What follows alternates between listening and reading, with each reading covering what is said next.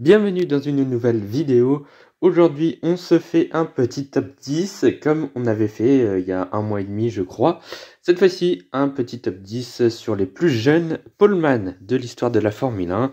N'oubliez pas de liker, partager, commenter et surtout vous abonner, c'est très important. Et on est parti pour le top 10. En 10e position, on retrouve Nico Hülkenberg, qui avait signé sa seule pole position en carrière lors du Grand Prix du Brésil 2010. À 23 ans, 2 mois et 19 jours, Nico Hülkenberg avait tout simplement collé plus d'une seconde au pilote Red Bull.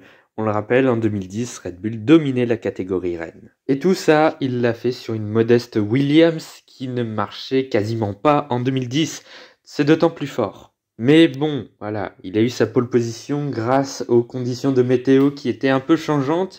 Il a fait un bon choix de pneumatique et du coup, il a pu aller signer la pole position. Bon, malheureusement, le lendemain, dès le premier tour, il se fera manger par les Red Bull et terminera 8e tout de même dans les points, mais tout de même à un tour des leaders. En 9e position, on retrouve Andrea De Cesaris. Et oui, c'est assez rare de voir des pilotes aussi jeunes dans les années 80, puisque sa première pole position, eh bien, elle date du Grand Prix des États-Unis Ouest 1982, à l'âge de 22 ans, 10 mois et 4 jours.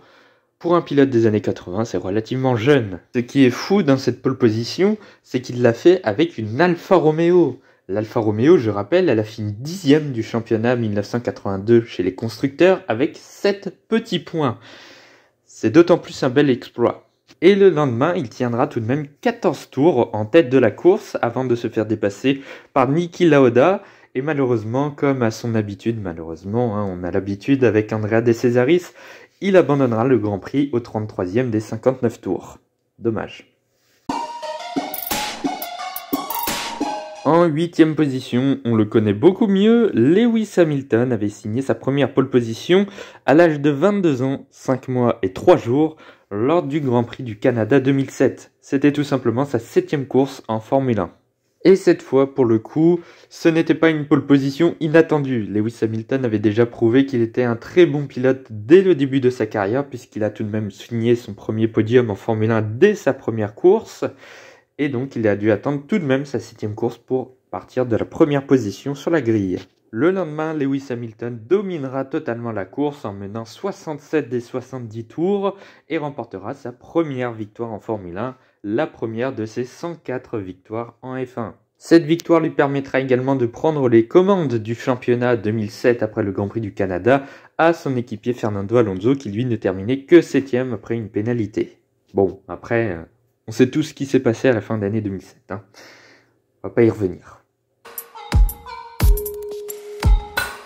On remonte ce classement avec la 7e position, le dernier pilote de ce top 10 à avoir signé une pole position au XXe siècle, Rubens Barrichello lors du Grand Prix de Belgique 1994 à 22 ans, 3 mois et 5 jours. Ce qui, du coup, à l'époque, en faisait le plus jeune poleman de l'histoire de la Formule 1 en battant Andrea De Cesaris.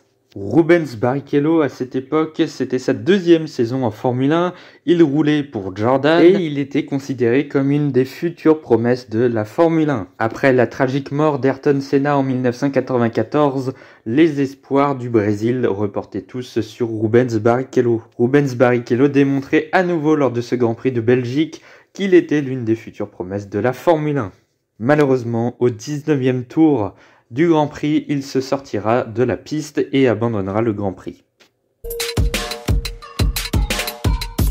En 6e position, alors lui on ne l'attendait pas du tout, c'est Lance Stroll, à 22 ans et 17 jours. Oui, Stroll. Oui, le gars qui se fait souvent éliminer en Q1 depuis 2 ans. Oui, c'est lui, qui a signé une pole position. Oui. C'était lors du Grand Prix de Turquie 2020 qui faisait son retour au calendrier après 9 ans d'absence. Si vous regardez la Formule 1 depuis au moins 2020, vous avez pu voir ce Grand Prix de Turquie où il a plu des cordes. Ça n'a pas arrêté de pleuvoir tout le Grand Prix, surtout que l'asphalte avait été modifié, donc ce qui rendait la piste encore plus glissante. Et lors d'un dernier tour stratosphérique, Lance Stroll va coller tout simplement 3 dixièmes à Max Verstappen. On connaît Verstappen, il est assez bon sous la pluie et il collera également 4 secondes 8 à Lewis Hamilton. Rien que ça. Même moi qui ne suis pas très fan de Lance Stroll, il faut avouer que ce tour était juste exceptionnel. En plus, il n'a pas totalement démérité. Lors du Grand Prix de Turquie le lendemain, il mènera tout simplement plus de la moitié du Grand Prix, 32 des 58 tours. Sauf que Racing Point va jouer les Ferrari en l'arrêtant trop tôt. Et alors qu'il avait encore une bonne performance, ils l'arrêteront et il ne remontera jamais. Il terminera une pauvre 9e place. Dommage. On rentre dans le top 5 avec Lando Norris à 21 ans, 10 mois et 13 jours. C'était lors du Grand Prix de Russie 2021, alors que les qualifications commençaient sous la pluie, la piste commençait à s'assécher et donc 3 pilotes ont réussi à faire un chrono en pneus secs. Lando Norris, Carlos Sainz et George Russell. Le premier cité signera la pole position avec 6 dixièmes d'avance sur l'Espagnol Carlos Sainz. Maintenant, si vous êtes fan de Lando Norris, eh bien, je vous conseille de boucher vos oreilles. Si vous ne voulez pas qu'elles saignent trop fort, je vais parler du Grand Prix de Russie le lendemain. Lando Norris fera une course remarquable en menant une grosse majorité de la course et en devançant Lewis Hamilton tout le temps. La Mercedes n'a jamais pu aller dépasser la McLaren, ce qui est d'autant plus impressionnant que Lando Norris n'avait qu'une pauvre McLaren qui n'avait clairement pas le niveau de la Mercedes. Et surtout, résister à un septuple champion du monde avec une voiture moins forte, c'est pas donné à tout le monde. Il avait clairement la victoire à portée de main. Ouais, mais la pluie va arriver dans les derniers tours et une erreur stratégique de Lando Norris qui ne voudra pas s'arrêter, eh bien lui coûtera la victoire malheureusement. Norris s'arrêtera un petit peu plus tard, il terminera seulement 7ème du Grand Prix alors qu'il avait sa première victoire en Formule 1 au bout des doigts. Voilà, pour les fans de Lando Norris, vous pouvez vous déboucher les oreilles maintenant. On va passer au numéro 4. Il est seulement numéro 4, Max Verstappen. Et oui, on le connaît, il a beaucoup de records de précocité. Le plus jeune pilote ayant participé à un Grand Prix de Formule 1, le plus jeune pilote à avoir marqué un point en Formule 1, le plus jeune vainqueur en Formule 1, etc., etc. Sauf qu'en termes de pole position, eh bien, il a attendu très longtemps avant de signer sa première pole. À 21 ans, 10 mois et 5 jours, lors du Grand Prix de Hongrie 2019. Ça faisait déjà 3 ans qu'il était chez Red Bull et il n'avait jamais signé une pole position avant. Cette pole position, elle a tenu à pas grand chose. 18 millièmes seulement séparé Max Verstappen du deuxième sur la grille, Valtteri Bottas. Le lendemain, lors de la course, il se bataillera avec Lewis Hamilton pour la victoire. Hamilton décidera de s'arrêter une fois de plus que Max Verstappen et le Britannique le dépassera à 3 tours du but. Max Verstappen terminera donc deuxième de ce Grand Prix. En numéro 3, on retrouve Fernando Alonso à 21 ans, 7 mois et 23 jours lors du Grand Prix de Malaisie 2003, sa toute première pole position en carrière. 2003, c'est l'année de la première saison de Fernando Alonso chez Renault. La Renault en 2003, elle marchait pas trop mal et donc Fernando Alonso malheureusement ne convertira pas cette pole position en victoire. Il terminera tout de même sur le podium, 3e. À plus d'une minute du vainqueur Kimi Räikkönen sur sa McLaren. C'est très loin, mais tout de même 3e. Il faut dire que ce jour-là, Kimi Räikkönen avait dominé tout le monde puisque le deuxième, je crois, terminait à 40 secondes. C'était d'ailleurs la première victoire de Kimi Räikkönen en Formule 1. C'est fort. En numéro 2, on retrouve Charles Leclerc, à 21 ans, 5 mois et 15 jours, lors de la qualification du Grand Prix de Bahreïn 2019. À Bahreïn, pour son deuxième Grand Prix avec Ferrari, il signait sa première pole position en carrière avec 3 dixièmes d'avance sur Lewis Hamilton. C'est fort. Maintenant, comme tout à l'heure avec les fans de McLaren, je conseille aux fans de Ferrari et de Charles Leclerc de se boucher les oreilles l'instant de quelques secondes. Je vais évoquer un petit peu ce Grand Prix de Bahreïn 2019. On va se remémorer quelques souvenirs. Des souvenirs assez noirs. Et oui, et comme Lando Norris lors du Grand Prix de Russie, Charles Leclerc menait une majorité du Grand Prix et il était en passe de signer déjà sa première victoire chez les Rouges au bout de sa deuxième course. Sauf que cette fois-ci, c'est pas la pluie qui est arrivée, c'est le moteur Ferrari qui a fait des siennes. Est-ce que c'est la première fois?